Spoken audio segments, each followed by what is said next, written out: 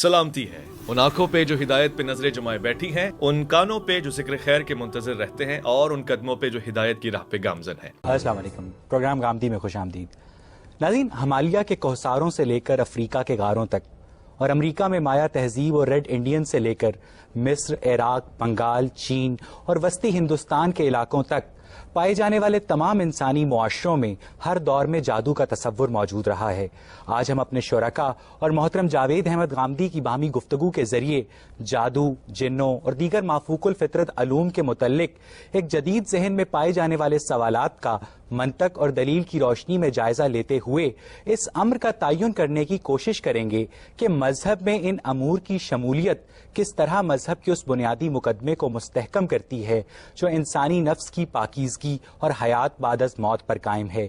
क्या सामी मज़ाहिब में जादू का तसव्वुर कदीम देवमालाई दास्तानों से मंसूब है और किस हद तक मादी अलूम में इंसानी जहन की तरक्की ने जादू और जिन्नों से मुतल्लिक इंसानों के माबैन तशकीक या यकीन में इजाफा किया है। यही बहस हमारे आज के इस प्रोग्राम का मौजूद गुफ्तगू है। गामदी साहब, सही बुखारी की 5764वीं हदीस के मुताबिक जादू करने वालों को दर्दनाक अजाब की वईद सुनाई गई है, मगर दूसरी जानिब सूरह बकरा की आयत नंबर 102 के मुताबिक जादू का इल्म हारूत और मारूत के जरिए इंसानों को हासिल हुआ। अब गांधी साहब, एक जानिब मजहब जादू की हौसला शिकनी कर रहा है और दूसरी जानिब इस इल्म को शैतान की बजाय फरिश्तों के जरिए इंसानों तक पहुंचा भी रहा है। क्यों? ये गलतफहमी दूर कर लेनी चाहिए। कुरान मजीद ने ये बात नहीं कही। कुरान तो ये बताता है कि बाबिल में जब सहर और साहिरी का बहुत ज़्यादा गुलगुला हुआ तो अल्लाह ताला ने अच्छे लोगों की तायीद के लिए अपने 2 फरिश्तों पर एक इल्म उतारा। वो जादू नहीं था। कुरान मजीद की उस आयत को आप पढ़िए, उसमें अल्लाह ताला ने जादू का जिक्र अलग से किया है और हारूत और मारूत पर उतारे जाने वाले इल्म का जिक्र बिल्कुल अलग से किया है। ये जो इल्म है ये बिल्कुल उसी तरह का एक इल्म था जिस तरह का इल्म इस वक्त भी बहुत से लोगों के यहाँ आपको मिलता है। इसका ताल्लुक अल्लाह ताला की किताब और इसी तरह बाज़ कलिमात के खवास से था। इसके शवाहिद हमारी मौजूदा ज़िंदगी में भी मिलते हैं।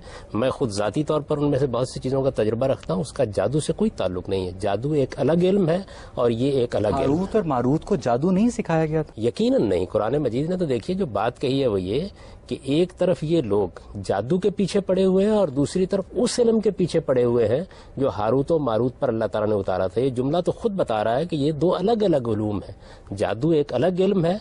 जादू में शयातीन से इस्तिमदाद की जाती है, उनसे मदद ली जाती है। सब आयत नंबर 102 में ये बयान किया गया है कि लोग उनसे कहते थे कि ये इल्म हमें सिखा दो, लेकिन हारूत और मारूत पहले रिलक्टेंट होते थे और जब वो ज्यादा लोग इंसिस्ट करते थे तो वो सिखा भी देते थे। और फिर उस वाक़े में आगे चलकर उसी आयत में ये भी बयान हुआ है कि ये जादू मियाँ और बीवी के दरमियान में जुदाई पैदा कर सकता है, लेकिन ये काम सिर्फ और सिर्फ खुदा की मर्जी से होता है। देखिए बात, ये जादू के बारे में कहा, ये उस इल्म के बारे में कहा है और उनके अल्फाज ये हैं कि इन्नमा नहनु फितना फला तकफुर। हम एक आजमाइश हैं। दुनिया में जितने उलूम भी हैं वो आजमाइश होते हैं। मिसाल के तौर पर साइंस का इल्म अपनी ज़ात में कोई बुरा इल्म नहीं है, लेकिन वो इंसान के लिए एक बड़ा इम्तहान बन गया कि वो चाहे तो साइंस के इस इल्म के ज़रिए से इंसानियत की बहबूद के काम करे और चाहे तो एटम बम बनाकर हिरोशिमा और नागासाकी दोनों को तबाह कर दे। तो ये बात उन्होंने कही थी कि हमारे पास जो इल्म है ये गलत इस्तेमाल भी हो सकता है, ये सही इस्तेमाल भी हो सकता है। इसका ताल्लुक इस्तेमाल से है। ये बात हम फ़नून लतीफ़ा और बहस करते हुए कर चुके हैं कि तमाम फ़नून लतीफ़ा एक जायज़ चीज़ है, लेकिन उनका इस्तेमाल गलत भी हो सकता है। हारूत और मारूत के जरिए इंसानों तक जादू का इल्म नहीं पहुंचा? यकीनन नहीं। जादू एक अलग इल्म है। वो पहले से इंसानों के पास मौजूद था। बाबिल में जब उसका ज्यादा गुलगुला हुआ और बहुत से लोग उससे मुतासर हुए तो अहले हक की तायीद के लिए कुरान ये बताता है कि हारूत और मारूत 2 फरिश्तों पर एक और इल्म। आयत नंबर 102 में आता है ना कि जादू मियाँ बीवी के दरमियान जुदाई पैदा कर सकता है, के बारे में नहीं, सिर्फ खुदा की मर्जी से। तो खुदा के बारे में, तो गांधी साहब, खुदा जो हर चीज का खालिक है, जादू जैसे मनफी इल्म की तख्लीक कैसे कर सकता है? जादू का तो वहां जिक्र ही नहीं है। अल्लाह ताला ने जादू नहीं उतारा वहां पर।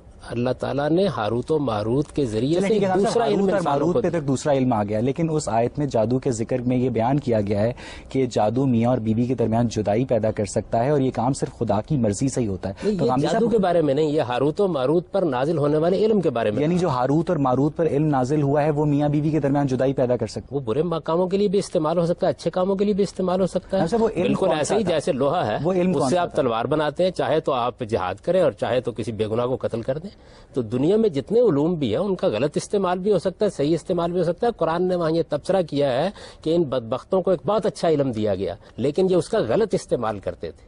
یہ بات قرآن میں. بابل والوں کو صرف یہ علم دیا گیا؟ بابل میں یہ علم اتارا گیا, یعنی بابل میں جب یہ لوگ اسیری کی زندگی بسر کر رہے تھے, یہود کے بارے میں قرآن مجید نے بھی بتایا ہے اور بائبل ہسٹری سے بھی معلوم ہوتا ہے کہ ایک لمبا عرصہ ان لوگوں نے اسیری کی زندگی میں بسر کیا ہے. اس وقت یہ معلوم ہوتا ہے تاریخ سے کہ وہاں بہت زیادہ شورا ہو گیا جادو اور اس طرح کے علوم کا. تو اہل حق کی تائید کے لیے اللہ تعالیٰ نے ایک دوسرا جادو کا اوریجن کیا ہے؟ جادو ایک نفسی علم ہے. دیکھیے بات یہ ہے کہ اس دنیا کے اندر دو طرح کے علوم ہیں. ایک وہ علوم ہے جن کا تعلق مادی حقائق کی دریافت سے ہے. آپ نے سائنسی علوم دریافت کیے ہیں.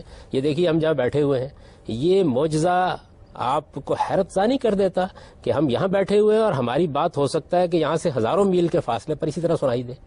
اسی طرح ایک آلے کے ذریعے سے آپ ہماری صورت, ہماری حرکات کو منتقل کر دیں. ایک فٹ بال کا میچ ہو رہا ہوتا ہے اور ہم اس کے ایک ایک جزیے کو یہاں بیٹھے ہوئے دیکھ رہے ہوتے ہیں. آج سے 200 سال پہلے کے آدمی کو اٹھائیے, وہ بالکل پاگل ہو جائے گا. یعنی وہ اندازہ ہی نہیں کر سکتا یہ سب کچھ ہو گیا, کیا ہوا ہے. اسی مادی کائنات کے اندر سے بعض چیزوں کو دریافت کر لیا. جادو خدا نے بنایا؟ کہ جس طرح سے یہ مادہ خدا نے بنایا اس طرح آپ کا نفس بھی خدا نے بنایا ہے.